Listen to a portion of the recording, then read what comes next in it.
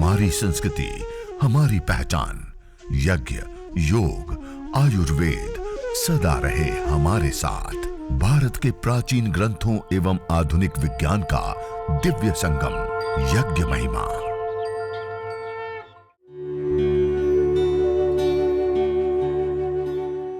भारतीय संस्कृति में यज्ञ, योग एवं आयुर्वेद जैसी अमूल्य विद्याएं हैं, जिसका मूल है वेद। इतिहास की ओर दृष्टि डालें तो भगवान राम, भगवान कृष्ण से लेकर राजा महाराजाओं, ग्रामवासियों व अरण्यवासी ऋषियों की कुटियों तक नित्य व नैमित्तिक यज्ञों का प्रचलन देखने को मिलता है।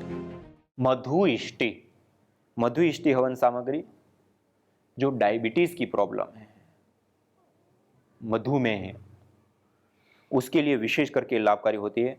ये मधु इष्टि हवन सामग्री से हवन और हवन के बाद धूप जो हम ब्रह्माग्नि के ऊपर अंगारों के ऊपर आहुति दे करके करते हैं, इस प्रकार से ब्रह्माग्नि के ऊपर इसके अंदर काली जीरी से लेकर अलग अलग जो विशेष इसका प्रधान तत्व है गुड़ मार, और ये विशेष डायबिटीज और पेनक्रियास से संबंधित जितने भी रोग हैं उनके लिए विशेष करके लाभकारी होती हैं। तो ये मधु इष्टि हवन सामग्री।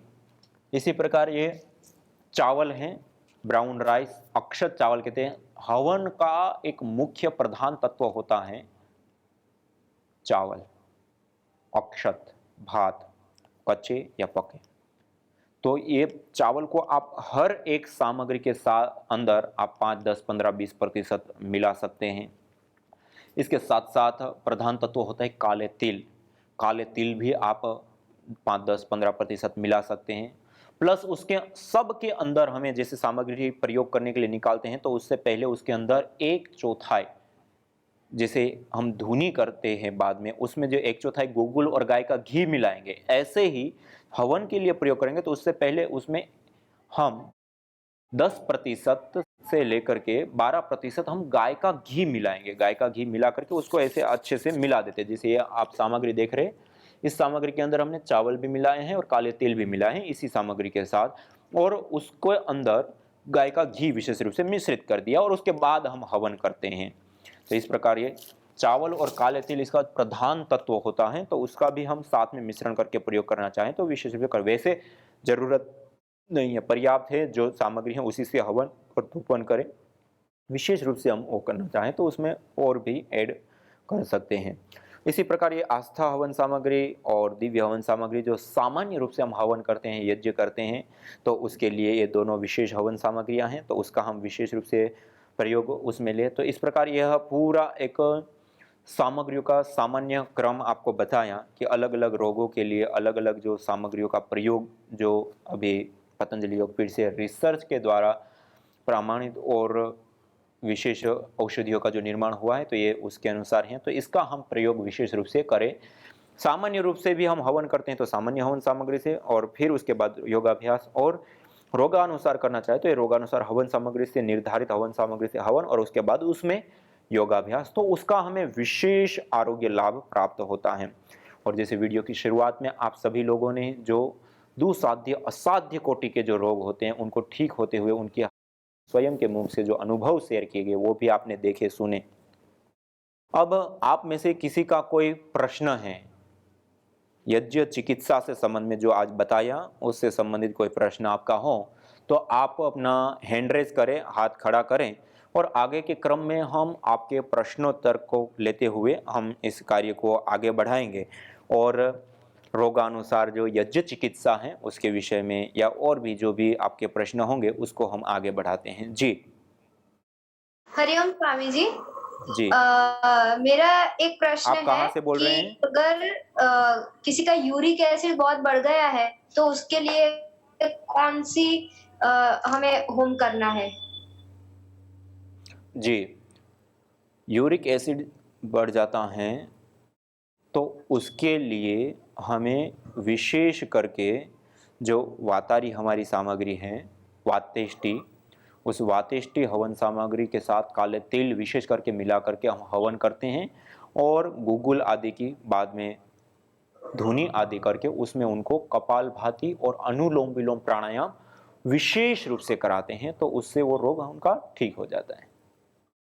जी स्वामी जी। और दूसरा एक पूछना है कि कुछ लोग जैसे हम बता रहे हैं कि ये ऐसे हवन करने से डिसीज जो है वो कम होते हैं, ठीक है? हम ये नया-नया सीख रहे हैं। तो कुछ लोगों का पूछना ये है कि क्या हम वो गाय की जगह पे भैंस का जो घी आता है नॉर्मल हम लोग यूज़ करते हैं, जो भैंस के दूध से बनता है घी, तो क्या वो इफ़ेक्ट करेगा?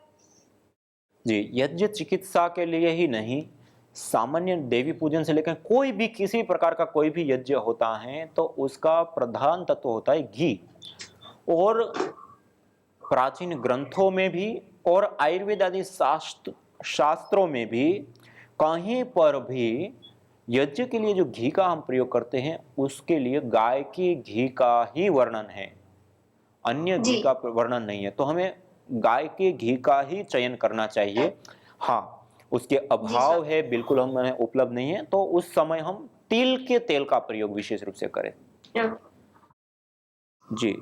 और दूसरा ये पूछना है कि बालों में कई बार समस्या हो जाती है, जैसे गैप्स पड़ जाते हैं, तो उसके लिए क्या करना है? ऐसे छोटे-छोटे गैप पड़ जाते हैं। जी। देखिए, मैंने पहले ही दिन आपको बताया था ये यज्ञ योग आयुर्वेद चिकित्सा पुस्तक का जो धूम्र चिकित्सा प्रकरण है। मैं फिर से एक बार आप जी, सब लोगों के सामने रखना चाहूँगा कि जो बालों की जो समस्याएँ होती हैं, वो एक हार्मोन्स के कारण एक तो विशेष होती हैं और भी उसके अलग-अलग पित्त बढ़ना भी कारण होते हैं। तो एक तो पित्तेष्टि हवन सामग्री से हम विशेष करके हवन करें और दूसरा उसके साथ-साथ हवन के पश्चात उसमें काले तिल मिला करके विशेष हवन करें और उसके पश्चात गुग्गुल की धुनी पित्तेष्टि के साथ जी, हम करें। और आयुर्वेद आदि ग्रंथों में भी जो विशेष करके इस प्रकार की जो हवन की धुनी और नॉर्मल रूप से मतलब जो सामान्य कोई भी यज्ञ कर लिया और उसके बाद गूगल आदि की धुनी कर दी और उसमें हम रहते हैं तो आयुर्वेद में सामान्य जनरल जो हवन के धूम से औषधीय धूम्र से जो रोग ठीक होने वाले उसकी एक बहुत लंबी चौड़ी लिस्ट बताई है। जी, उसमें विशेष करके चरक संहिता के सूत्र स्थान में 20 से 55 सूत्रों के माध्यम से बताया कि यह यज्ञीय धूम्र औषधीय धूम्र को लेने से सिर का भारीपन, सिर दर्द, पीनस जिसको साइनस कहते हैं वो, आधा से आधे सिर में दर्द होना, कर्णशूल कान में दर्द रहना, नेत्रशूल आंखों में दर्द रहना,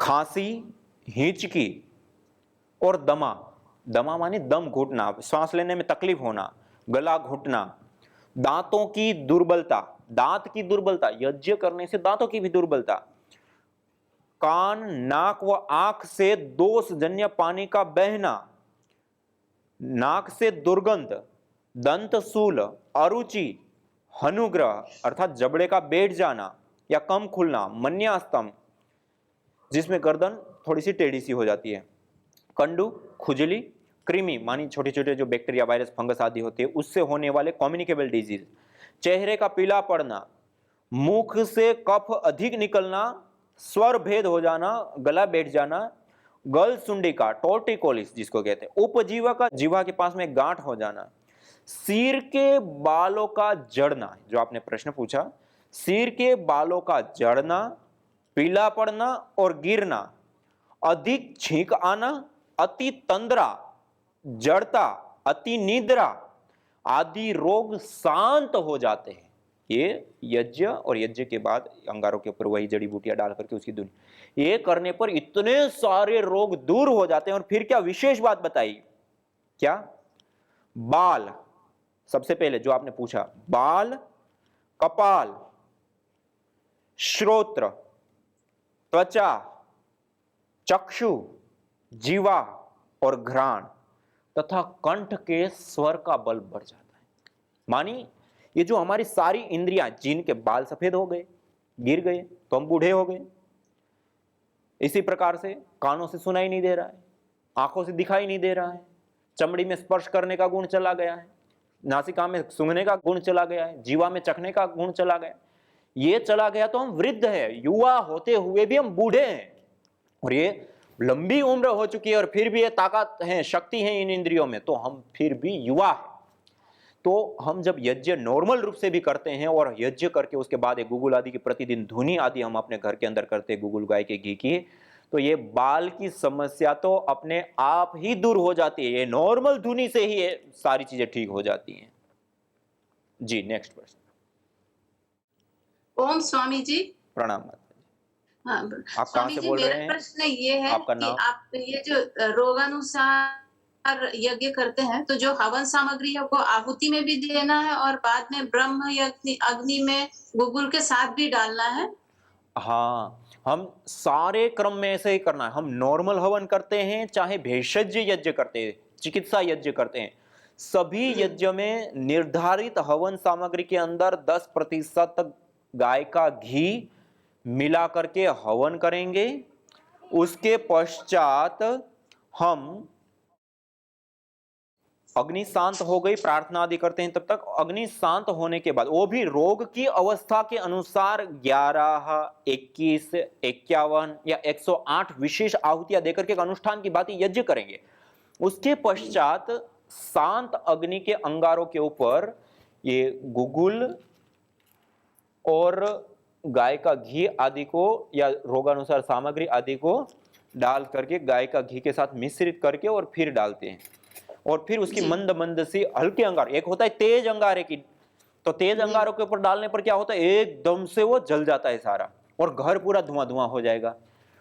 और दूसरा होता है कि थोड़े हल्के अंगारों के ऊपर रखना और एक स्थान पर रखना। एक होता है कि लिया और पूरे के अंदर बिखेर दिया, पूरे में नहीं बिखेरना है, एक स्थान पे एक जगह पे रख दिया। पूरे में बिखेरने से क्या होगा, एकदम से वो जड़ी बूटियां जल जाएगी, उसके अंदर जो एरोमेटिक्स ऑयल से उड़नशील तेल है, जो मेडिसिनल कंपोनेंट्स, वो एकदम से उड़ जाएंगे। और उड़ गए तो वो थोड़ी देर में ही एक साथ वायुमंडल में ज्यादा हो गया और लंबे समय तक टिकेगा नहीं। इसलिए उसको पहले अलग से थोड़ी जड़ी बूटियां ले, उसमें गुगुल डाल दिया, उसी में घी डाल करके सारा मिक्स करके और थोड़ी सी पिंड सा बन जाएगा, उसको एक स्थान के ऊपर रख दिया, अंगारों के ऊपर, हल्के अंगारे के ऊपर, और वो मंद मंद सी धुनी लंबे समय तक 10, 15, 20 मिनट तक देते रहेंगे। 10, 15, 20 मिनट के बाद उसको थोड़ा सा हिला करके हटा करके उसी स्थान के ऊपर दूसरा, यदि आपके गाय के गोबर की स्टिक जो गोमय समिधा है, ये विशेष गोमय समिधा है, इसके अंदर जड़ी बूटियां मिश्रित करके और फिर ये विशेष रूप से ये बनाई गई हुई समिधा है, तो इसका प्रयोग आप विशेष रूप से कर सकते हैं। तो ये गोमय समिधा का प्रयोग करते हैं।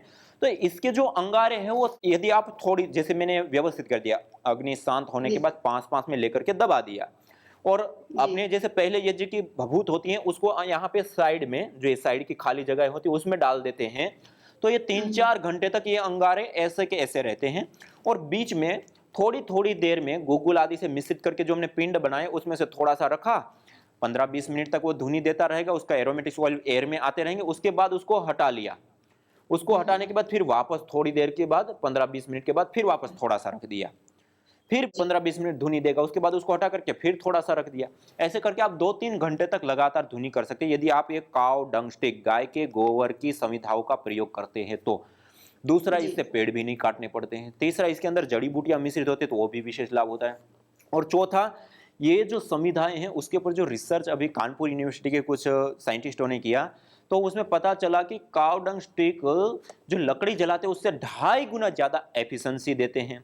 प्लस हम जो जिस प्रकार से हवन करने के दौरान जो समिधाओं का चयन करते हैं हवन कुंड में, वो पहले से अंत तक आपने एक बार जैसे समिधा रख दी वैसे की वैसे मिलेंगे। लकड़ी की समिधा रखती तो टूट जाती है और थोड़ी सी नीचे बैठ जाती है, फिर उसमें थोड़ा सा धुआं भी हो जाता है।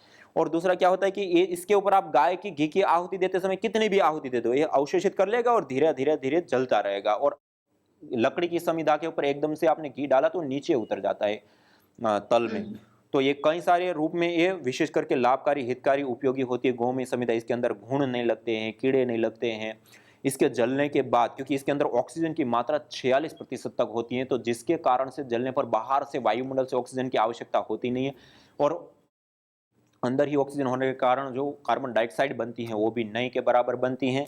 और इससे अतिरिक्त गोबर के जलने पर जो गैसें बनती हैं वो गैसें भी अपने आप में एक चिकित्सा के लिए एक बहुत बड़ी विशेष करके लाभकारी होती हैं। और विशेष रूप से गौशाला या गौ माता ये आत्मनिर्भर, स्वनिर्भर होती हैं। तो ये काव डंग स्टिक, गाय के गोबर की समिधा का हो सके तब तक हम प्रयोग करें। तो और ज्यादा लाभकारी होते हैं। और भी कई सारे उसके लाभ है। इसकी जो भस्म होती है इसके अंदर कैल्शियम की मात्रा, आयरन, खनिज तत्व जो भी होते हैं वो खनिज तत्व भारी मात्रा में इसके अंदर पाए जाते हैं। कैल्शियम है, आयरन है, जिंक है, पोटेशियम है, मैग्नीशियम है, ये खनिज तत्व भी होते हैं। और इस भस्म को आप जल में डालते हैं तो जल भी विशेष रूप से अल्कलाइन बन जाता है और उस जल को या इस भस्म का सेवन करने पर ब्लड ऑक्सीजन भी बढ़ी हुई रहती है हमारे शरीर के अंदर, और भी कई सारे इसके अलग अलग रोगों को ठीक करने में अद्भुत लाभकारी होता है। तो एक गोमय समिधा, इसका भी प्रयोग आप विशेष रूप से कर सकते हैं। जी स्वामी जी। ओम जी प्रणाम माता जी। जी अगला प्रश्न। ओम स्वामी जी, प्रणाम जी, स्वामी जी। जी। मेरे 3 प्रश्न हैं।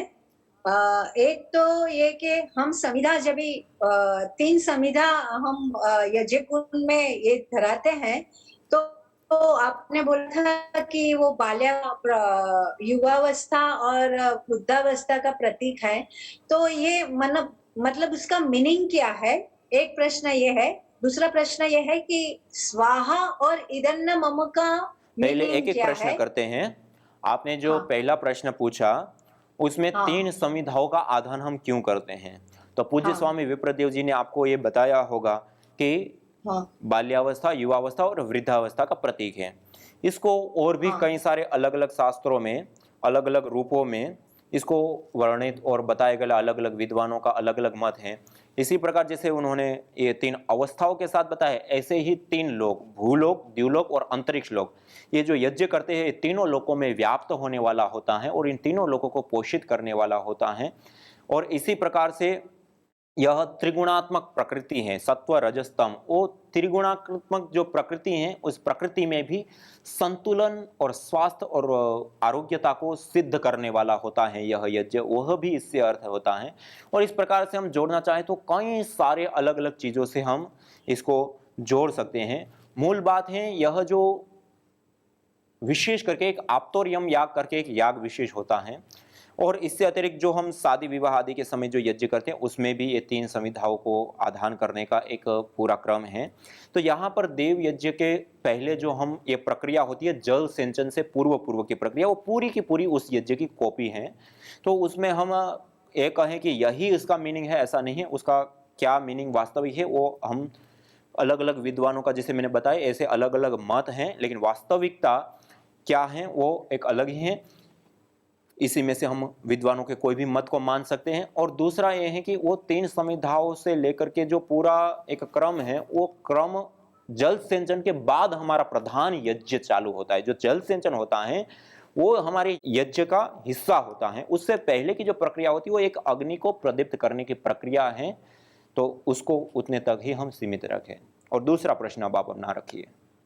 दूसरा प्रश्न ये है कि इदन्न मम और स्वाहा का मीनिंग क्या है? जी माता जी, इदन्न मम और स्वाहा का मीनिंग है इदन्न मम, यह मेरा नहीं है। ओम राष्ट्राय स्वाहा इदम राष्ट्राय इदन्न मम, ये मैं राष्ट्र के लिए आहुति देता हूं, यह राष्ट्र के लिए है, मेरे लिए नहीं। इस प्रकार से एक त्याग की जो भावना हमारे भीतर होती है, उस त्याग की भावना को उजागर करने के लिए ये विशेष रूप से बोला जाता है। और दूसरा स्वाहा, सुआह, स्वाहा, अच्छा बोलना, यह भी स्वाहा का अर्थ है। सुआह, अच्छी चीजों की आहुति देना। या जो हम यह हवन करते हैं, अग्निहोत्र करते हैं, उसमें प्राचीन ग्रंथों में एक याग होता है, षटकार बोला, जहां स्वाहा बोलते हैं वहां वह षटकार बोला जाता है। जो देव यज्ञ से लेकर के अग्निहोत्र यज्ञ सामान्य होते हैं नित्य नैमित्तिक, उसके अंदर विशेष रूप से स्वाहा बोला जाता है। तो स्वाहा एक जो हमारे पास द्रव्य हैं, उन द्रव्यों की हम यज्ञाग्नि में आहुति देते हैं। मंत्रोच्चारण के बाद इस स्वाहा को लगाते हैं। सुआह, अच्छी प्रकार से त्याग। न जाने कितनों ने आहुतियां दी इन अमित्र रोगों के संतापों से, है वर्तमान भी आज दुखित, न पूछो भविष्य के प्रकोपों से। प्रत्युष पावनी होती जहां यज्ञानुष्ठान घर आंगन में, वहां मनुष्येतर सब झूमते, शांति भरे सुख आनंद से। इदम हविर्यातु धाना नदी फेन इमाम वहत, अर्थात जैसे नदी का जल जाग को बहा ले जाता है, वैसे ही यज्ञ में आहूत की हुई हवि सभी प्रकार के रोग, दोष, ताप, संतापों को वैसे ही बहा ले जाती है जैसे नदी जागो को। मेरा नाम शारदा निर्मलकर है। मैं छत्तीसगढ़ पेंड्रा रोड से आई हूँ। मैं अपने घुटनों के दर्द से 8 से 10 साल से परेशान थी। अंग्रेजी दवाई भी बहुत कराई, डॉक्टरों को दिखाई, पर मुझे राहत ही नहीं मिला। जब तक दवाई खाती थी तब तक मेरे को थोड़े समय के लिए आराम मिलता था, फिर से दर्द होने लगता था। सब तरफ से परेशान होकर मैं यहाँ योगग्राम आई। जैसे यहाँ आई हूँ 3-4 दिनों में मुझे राहत मिल गया है। यज्ञ चिकित्सा का मुझे बहुत ज़्यादा लाभ मिला है। अधिकतर समय मैं यहीं बैठा करती थी, प्राणायाम करती थी, वातेष्ठी हवन सामग्री से मैं यज्ञ करती थी, जिसके कारण मेरे पैरों का दर्द अभी पूरा ठीक हो चुका है। और मुझे स्किन प्रॉब्लम भी था, वो भी केवल हवन चिकित्सा से वो भी ठीक हो गया। मैं आप लोग को भी कहना चाहती हूँ, जो भी मेरी तरह दर्द से परेशान है वो यहाँ योगग्राम आएँ और बाकी चिकित्सा योग के साथ हवन चिकित्सा का भी उपयोग करें, लाभ लें। धन्यवाद। यज्ञ भारतीय संस्कृति का मूल है। तो आइए हम संकल्प लें, संसार के श्रेष्ठतम कर्म यज्ञ को अपनाएं। पिंड और ब्रह्मांड में संतुलन कायम करने वाले यज्ञ को अपने जीवन का अभिन्न अंग बनाएं एवं प्रकृति मां के प्रति अपने ऋणों को अदा करें। विश्व स्वास्थ्य का एक नारा, यज्ञ से होगा जग उजियारा। भारतीय संस्कृति की अमूल्य विरासत यज्ञ की महिमा को जानने हेतु वैदिक चैनल पर प्रतिदिन प्रातः एवं सायं 11:30 बजे यज्ञ महिमा कार्यक्रम से जुड़े। विशेष जानकारी हेतु संपर्क करें। मोबाइल 9068565306।